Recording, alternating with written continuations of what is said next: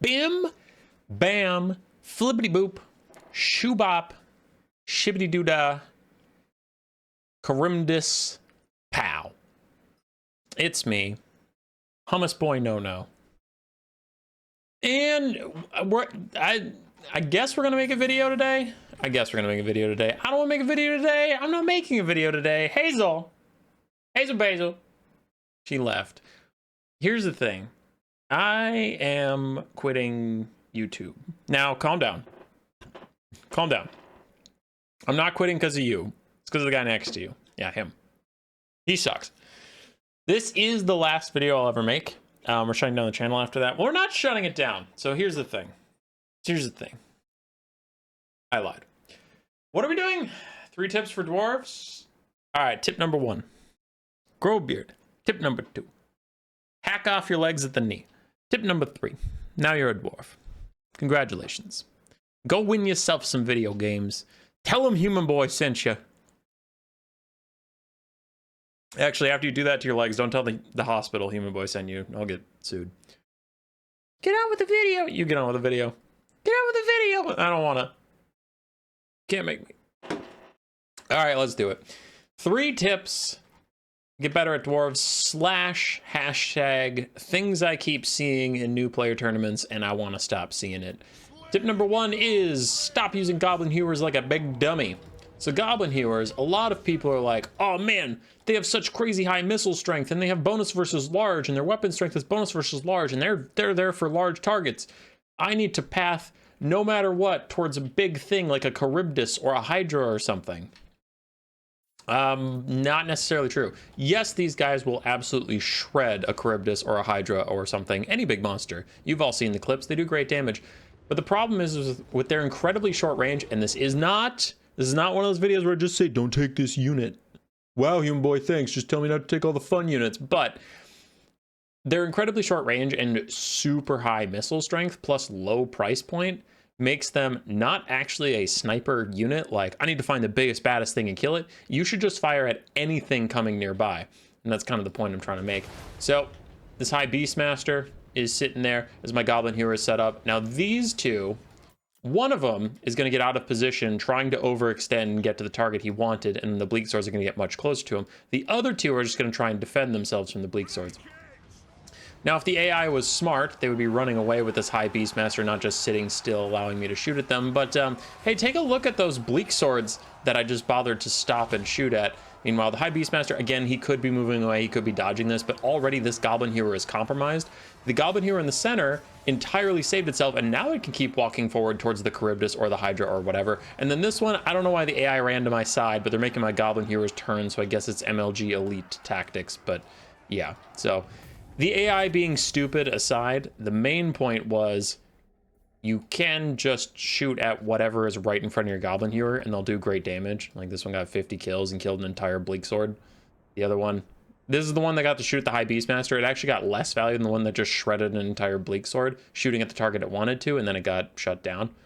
And then this other one, he's not a great example for the test because the AI just ran to his side for no reason. So I don't know what that's about, but AI jank aside, I hope I at least showed a little bit of something that, like, I do see people often try and get after that high priority target and just run face first into Bleak Swords or overextend into their own front line. It's like, nah, dude, like this unit is just a killing machine of anything that gets in range. So if anything gets in range, show it the business, cut it down. But yeah, Goblin Hewers aren't bad. Just don't get too fixated on a target. The next one's all about unit positioning. I do see this from time to time. Now, Thunderers are good behind Dwarf Warriors, right? We have 3 ranged units. All of them are behind their front line. We have Thunderers, Iron Drakes, and Quarrelers. Thunderers are fine behind your front line because they're not meant to shoot at low infantry. They're meant to shoot at large targets, cavalry, lords on mounts, flying units, anything like that. Anything besides their front lines. Their front line is buying them space. For Quarrelers, their front line is buying them time. Space and time are different, right? The Dwarf Warriors aren't buying the Thunderers time to help the Dwarf Warriors out. They're buying the Thunderers space to do something else entirely. Quarrelers do want to shoot at what the Dwarf Warriors are fighting or anything behind them, fair. But with their arcs of fire, Quarrelers can fire up and over and support them. Now, the mistake here is I sometimes see people take Iron Drakes and put them behind a Dwarf Warrior front line. That's just not going to work, and this example will show that. But their low arc of fire over their friendlies does lead to a lot of friendly fire and not as much contact damage as you want. Iron Drakes should be deployed in the gaps between your front line, and they can fall back. Or you can position them on your flanks with no one in front of them, and they can delete light cav or dogs or flying units or something. But anyway, we've seen plenty of examples of the positive, where it's like Iron Drakes deleting entire formations. I made an entire video that you can make a castle with Dwarf Warriors and Iron Drakes staggered, and they just delete things. So here we're just going to show the friendly fire applications, but already Quarrelers and Thunderers getting some damage on the Hargoneth Executioners due to their longer range. They can get shots out. But the Iron Drakes here, we can see with the first volley, overwhelmingly, the Dwarf Warriors took the damage. Like, overwhelmingly, the friendly fire was much worse. And now already you're starting this fight at maybe a third of your health is missing, and the Iron Drakes fire again, and still they're mostly hitting their own guys while the Hargoneth Executioners are also blending them up pretty badly. And that's just really rough. So you can see it can't pop. You know, you might be like, well, the Hargoneths are just killing them that quickly. It's not all friendly fire. I mean, sure, it's not all friendly fire, but the other two Dwarf Warriors are both around. One's 5,000, one's 4,400 HP. This middle guy's down to 2,200. So the friendly fire is pretty significant. And Iron Drakes just shred their own forces in friendly fire. And you might argue that the trade on the Hargoneth Executioners is worth it. It's possible, but I would say better positioning means you don't even have to sacrifice Dwarf Warrior and you still get all that extra damage out on the Hargoneth Executioners. And I also have seen this where it's not Hargoneth Executioners you're trading on. It's like, you know, White Lions of Krace or Chaos Warriors with great weapons. So then it's like even less worth it than an elite Hargoneth Executioner.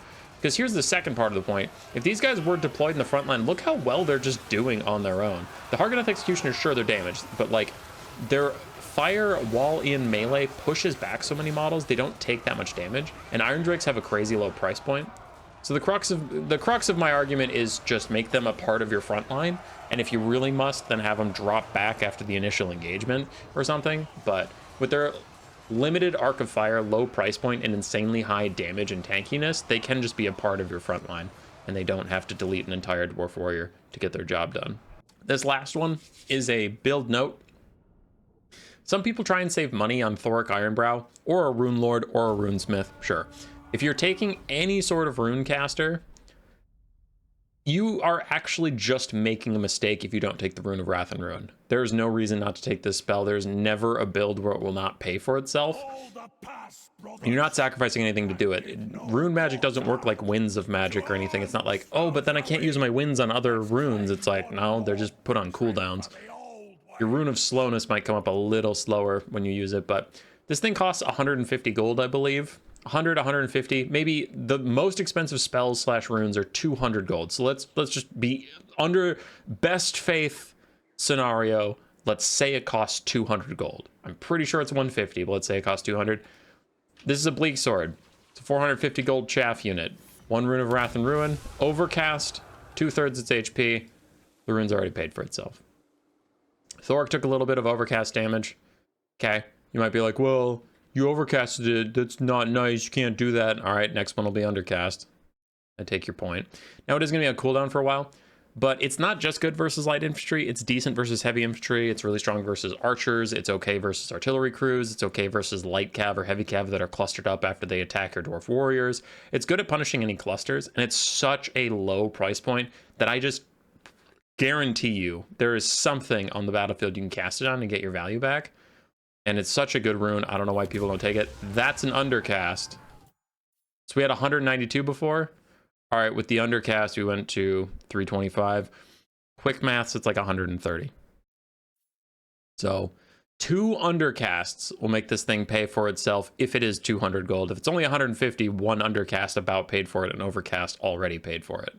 Like, just take it.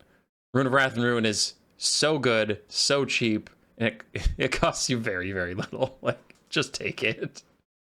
The amount of late game scenarios I see where like a wounded archer or something will come back and just start harassing the dwarves, and the dwarves are stuck, you know, because they're slow and they have lower model counts than some other factions, so they're usually in a late game situation where they're pretty tight. back-to-back fighting, and then a random archer shows up and just starts applying a leadership debuff by firing in on them, and it's under missile fire, -8 leadership or something. Thor can just point at it, Rune of Wrath and Ruin, and do enough damage to get it to rout again. It's huge. It's just a gigantic buff, so please take that spell. / rune. But it's a spell. Rune magic is magic, fight me.